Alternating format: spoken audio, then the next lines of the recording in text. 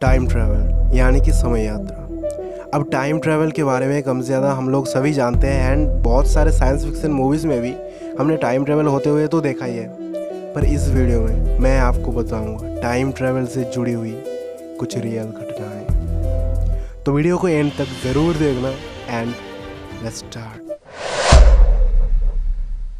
तो ये कहानी है जॉन टाइटर की, जो कि ये दावा करता है कि वो साल 2036 से आया है। नवंबर 2 साल 2000 एक इंटरनेट डिस्कशन फोरम में जहां लोग बात करते हैं वहां एक नया मेंबर ज्वाइन हुआ जिसका नाम था जॉन टाइटर। एंड उस फोरम में जॉन टाइटर कुछ ये कहते हैं, हेलो दोस्तों, मैं जॉन टाइटर एक टाइम ट्रैवलर यानी कि समय यात्री हूँ और मैं 2036 से आया हूँ। साल 1975 में गया था एक IBM 5100 कंप्यूटर लेने, क्योंकि गवर्नमेंट प्रोजेक्ट के लिए वो हमारे साल 2036 में ज़रूरी है। और 1975 से 2036 वापस जाते समय मैं बीच में साल 2000 में रुक गया हूँ, क्योंकि मुझे ये देखना है कि पास्ट कैसा था और मेरे फैमिली से भी मुझे मिलना था। इस मैसेज ने पूरी इंटरनेट में मिस्ट्रीज खड़ी कर दी एंड हलचल मचा दिया। अब ज़्यादातर लोग तो ये कह रहे थे कि ये कोई फेक न्यूज़ होगा एंड वो शायद प्रैंक कर रहा हो। बहुत लोगों ने तो उसके पोस्ट का रिप्लाई किया एंड उससे ये सब प्रूफ करने के लिए भी बोला। और उसके बाद उसने जो भेजा उसने लिटरली सबके होश उड़ा दिए। उसने उस टाइम मशीन का actual photo and design post किया। उसका कहना था कि वो अपने टाइम में एक आर्मी में है एंड उनके दादाजी IBM कंपनी में जॉब करते थे। उनके दादाजी काम करते थे IBM में, इसीलिए उनको स्पेशली ये मशीन मिला। एंड आपको क्या लगता है, अगर वो फ्यूचर से आया था तो उसको तो फ्यूचर के बारे में बहुत कुछ चीज़ें पता ही होगी, तो क्या उसने किसी को बताया नहीं? तो हाँ, उसने बहुत सारी घटनाओं के बारे में भी बताया था एंड लगभग 60% उनमें से सही साबित हुई।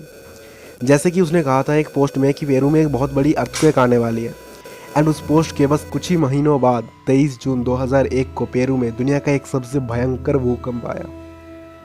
उसने स्पेस हीटिंग प्रॉब्लम भी ठीक करने के लिए वार्निंग दी थी। एंड इस पोस्ट के बाद 21 फरवरी 2003 में हम ये घटना एक्चुअल देख पाए।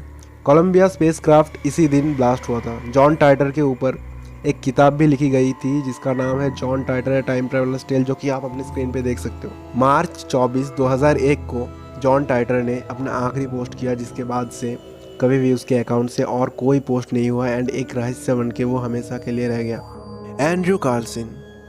तो यार इस टाइम पे हम लोग सभी थोड़ा बहुत तो स्टॉक्स के बारे में जानते ही हैं एंड हमें पता है कि इसमें रिस्क एंड रिटर्न दोनों होते हैं। पर क्या हो अगर मैं आपको एक चांस दूँ फ्यूचर में जाके देखने का कि कौन से स्टॉक्स बढ़ने वाले हैं, तब तो आप बहुत ही ज़्यादा आसानी से उसी स्टॉक पे पैसा लगाएंगे, क्योंकि आपको पता है कि वो स्टॉक्स आपको बाद में बहुत ज़्यादा पैसे देने वाले।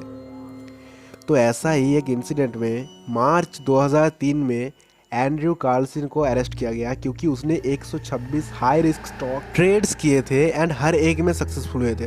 उन्होंने $800 से स्टार्ट करके $35 करोड़ तक, यानी कि करीब 60,000 रुपये से स्टार्ट करके 2,780 करोड़ तक बनाया था। पुलिस के पूछताछ के बाद उन्होंने क्लेम किया कि वो फ्यूचर से आए हैं। इसके बाद किसी मिस्टीरियस पर्सन ने उनकी बेल कराई एंड कोर्ट के हियरिंग के दिन वो किसी मिस्टीरियस तरीके से गायब हो गए। उसके बाद से बताया जाता है कि वो कभी एग्जिस्ट ही नहीं करते थे। A man in a plane.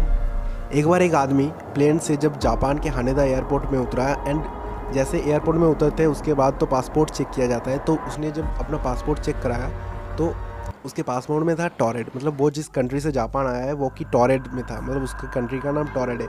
And वो पहले भी बहुत बार ऐसे बिजनेस ट्रिप्स के लिए जापान में आ चुका है। उसको जापानीज़ लैंग्वेज आती थी एंड आसपास और भी बहुत सारे लैंग्वेजेस आते थे। जब ऑफिसर्स को पता नहीं था तो उन्होंने थोड़ा सा रिसर्च किया एंड उनको पता चला कि टॉरेड नाम का कोई प्लेस मैप में है ही नहीं।